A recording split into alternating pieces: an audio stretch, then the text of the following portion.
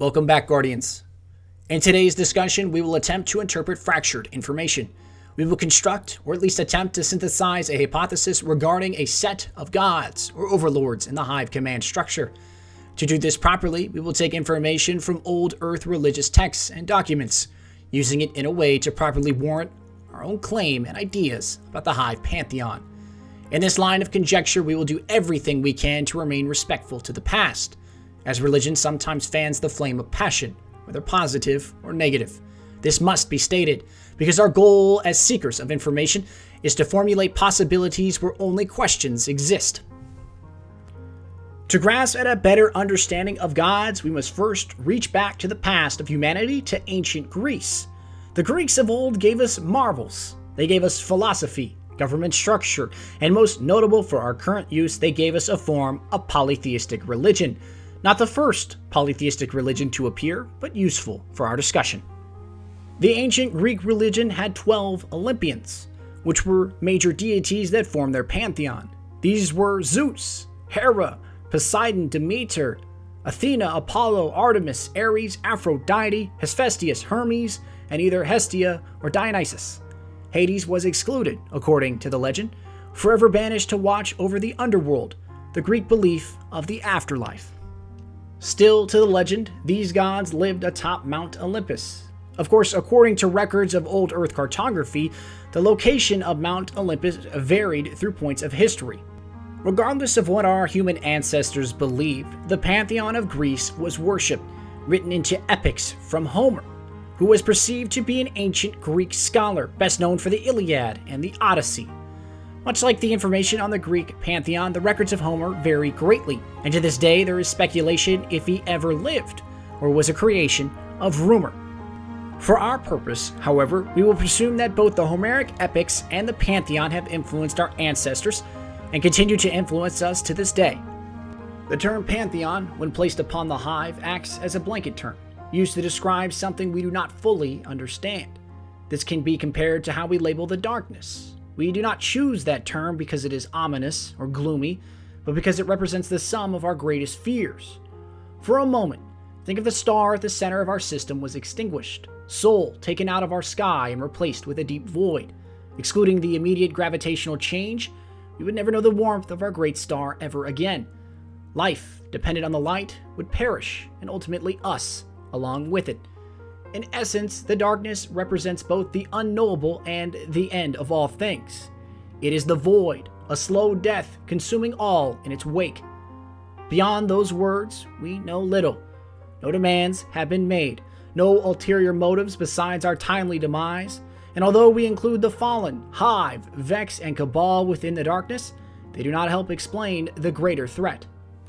The Pantheon, in respects to the terminology used on the darkness, act in the same way, as a blanket term, except for one fundamental difference. We know one name, Oryx, father to Crota, who is the world eater, drinker of the light. Oryx appears written in numerous inscriptions found in Hive holy sites across both Earth and Luna.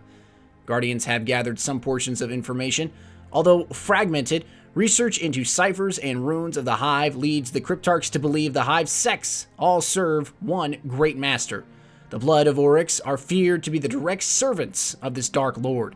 The name Oryx appears too many times in Hive rituals to be ignored. Oryx is described as a potential Hive master, or he could just be one god, part of a greater pantheon of Hive deities.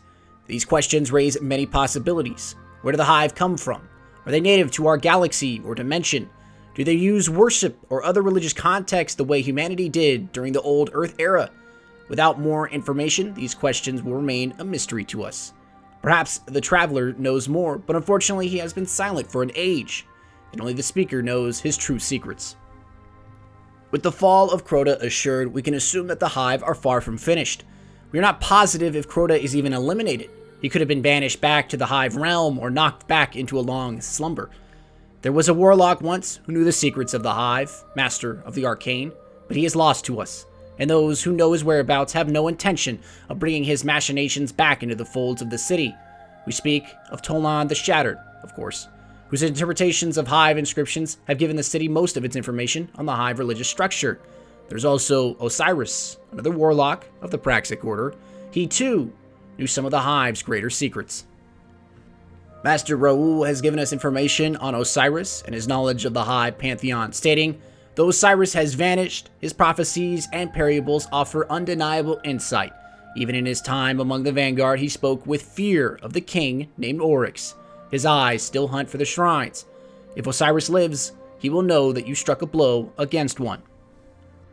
The Shrine of Oryx, as the vanguard has begun to label it, was destroyed by a fire team of guardians.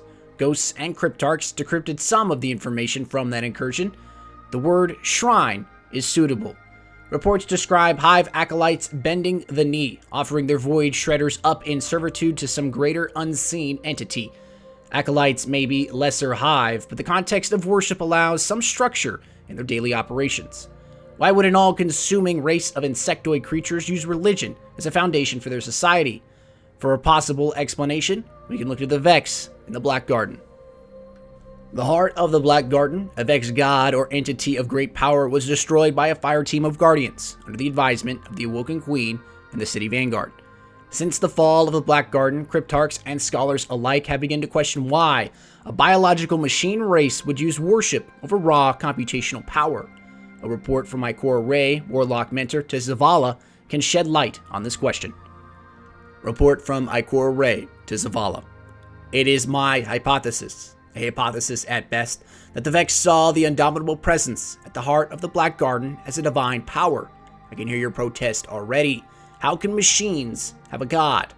The answer is simple. The Vex, for all their voracious intelligence, could not understand or decipher what they found. They searched through all available reactions and settled on the course with the greatest payoff, to worship this power and to remake themselves in its image. I believe the 3 Axis mines found in proximity to the abomination were Vex machines built to serve as vessels for this power, a way to extend its reach across space and time, binding it to the Vex and the Vex to it. If they had succeeded, I cannot begin to guess what horrors they would have unleashed. Ikora explains that through worship and the reimagining of oneself, the Vex found this course of action to offer the most significant reward, allowing the Vex to extend their power base much further than the standard consumption of planets. If you had the ability to remake yourself into a god, a being of undeniable power, would you not do it? Humility, perhaps one of our greatest boons, would demand we say no, at least for some of us. We are mortal, and in our frailty we experience the true essence of life and death, but our enemies do not share our concepts of morality. They are bathed in vices, pride, and debauchery and wrath. They would see themselves become gods to rule over everything or simply destroy it. The same logic Ikora presented to Zavala could potentially explain the Hive. Worship is a powerful factor in the foundation of a society. Crota was but a great servant to Oryx, some would say his son, or one of his most terrible princes. With Crota gone, or at least banished, at the hands of the light, we can assume that Oryx will turn his wrathful gaze towards us, attempting to take revenge upon us and our traveler. Oryx will act through his servants, just as the traveler acts through us. But hold fast, Guardian. There is cause for hope. In only a short time, we have seen 2 gods of different enemies fall. The Black Heart and Crota have been banished back to whatever darkness-ridden abyss they come forth from. It shows us the pantheon of deities that enemies hold so dear are vulnerable. And why should it not? Should not the same logic that befalls our traveler apply to our enemies? If our traveler can be wounded, his power siphoned, can we not do the same to the gods of our opponents? Perhaps we do not face gods at all. Maybe we apply those terms to them because we fear their power, as we rightfully should. But fear should not grip us. It should not keep us bound to our past mistakes. It should not control our actions in the present. Our victories over these gods should not be possible. The very term God does not allow transgressions against it. Perhaps they are not omnipotent and omnipresent. Perhaps they should fear us. We lost everything once to their encroaching and perverted forms of worship. We lost the Golden Age. We lost London. We lost Luna. We lost the sciences of Freehold and Clovis. And now these gods seek to take our light and drink of it. This we will not allow. And we will tear down the columns to their temples and storm their Mount Olympus in righteous fury of the light, and they will know fear as we have. Only then, when these gods are washed away, the perversions eliminated and removed from history, can our way of life be safe. Take solace in the light, Guardian, for it has the power to destroy gods.